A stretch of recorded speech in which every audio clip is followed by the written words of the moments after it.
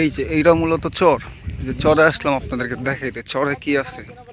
এই জায়গায় অবশ্য চরে অনেক কিছু চাষ করে, ক্ষেত আছে, আলু ক্ষেতও আছে। তো এই যে দেখতে পারতেছেন কি সুন্দর বাতাস, বাতাসে এই যে জায়গায় গাছের পাতাগুলো অনেক সুন্দর লাগতেছে।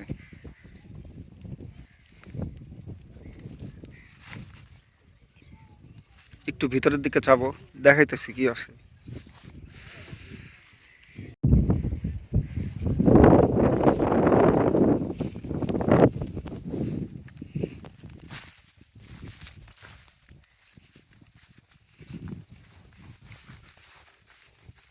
ভাই আলু ক্ষেত কোন দিকে? সোজাই আরুম হ্যাঁ কে একটু দেখতে এসেছি। আলু খেত ওই দিক আপনি তাহলে নেই দিক সামনে কোনটা? আগে আলু খেত ওই দিক। তো ভাই বললো আলু ক্ষেতটা একটু ভিতরে, এর আগে আসছিলাম আমি তো অনেক একটু ভিতরে। তো যাই হোক, এই যে আরেকটা ক্ষেত,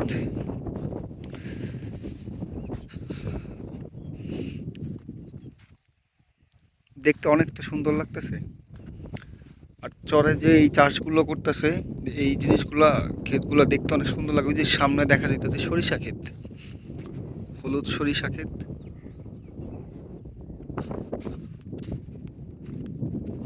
তো মূলত গ্রামে আসলে এই চরে আসলে অনেক ভাল লাগে, কারণ চরের একটা জিনিস হচ্ছে এই ক্ষেতগুলো দেখতে অনেক ভালো লাগে। নদীর পাশে, পদ্মা নদীর পাশে হচ্ছে, সাথে হচ্ছে চর। এই নদীতে যে চর, এই চরের যে সরিষার ক্ষেত, এগুলা দেখতে অনেক সুন্দর লাগে। আর এই জায়গাটা তো অনেক বড়। আর এখন শীতের সিজনে তো অনেক ঠান্ডা, একটু দুপুর দুপুরে আসলে বেটার। বিকালের পর একটু ঠান্ডা বেশি পড়ে যায়, একটু ঠান্ডা বেশি লাগে। তো দুপুর দিক দিয়ে আসলে মোটামুটি একটা ওয়েদারটা একটু নর্মাল থাকে, যদি রোদ থাকে।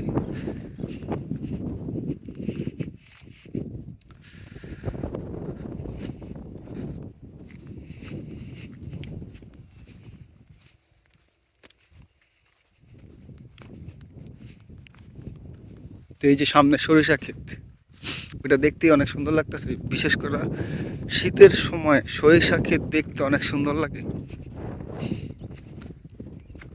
আর আমাদের বিশেষ করে বিক্রমপুর অঞ্চলে তো সরিষার ক্ষেত অনেক বেশি।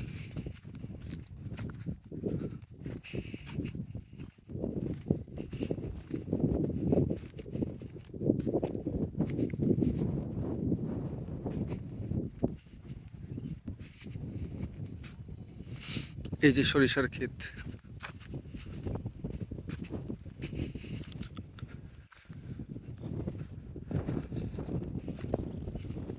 এইটা অবশ্য এই জায়গাটা ড্রোন শট নিতে পারলে অনেক সুন্দর হতো, কিন্তু যেহেতু নাই সেহেতু এইভাবেই দেখানোর চেষ্টা করতেছি।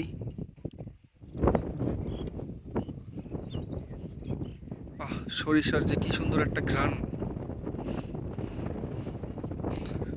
দারুণ একটা ঘ্রাণ আসতেছে।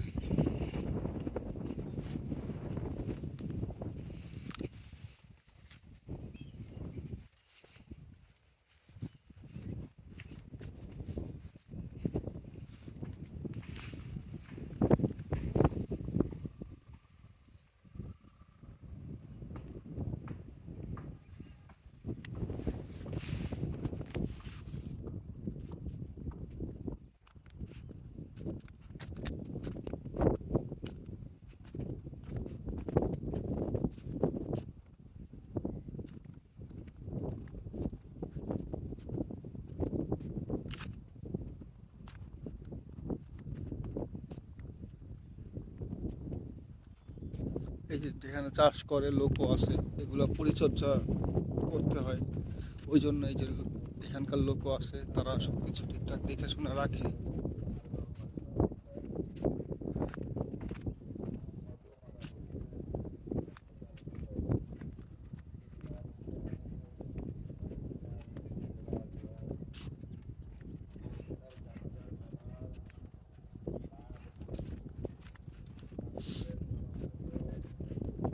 আশেপাশে অনেক ক্ষেত আছে।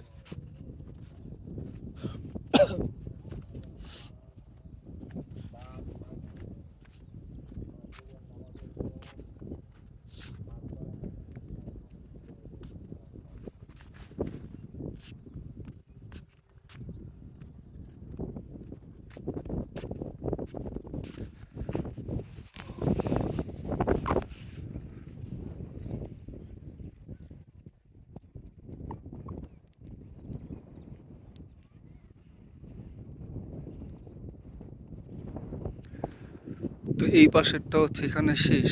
এখন যে কোনো এক পাশ দিয়ে যাবো, দেখি আলোকে খুঁজে বের করতে পারি নাকি। ওই সাইডে একটা ঘরের মতন আছে, দেখি কিছু দূর হাঁটি, তারপর দেখি কি অবস্থা কি দাঁড়ায়। এই যে এই পাশে একটা পাইছি, এই লাইন ধরে হাইটা যাই।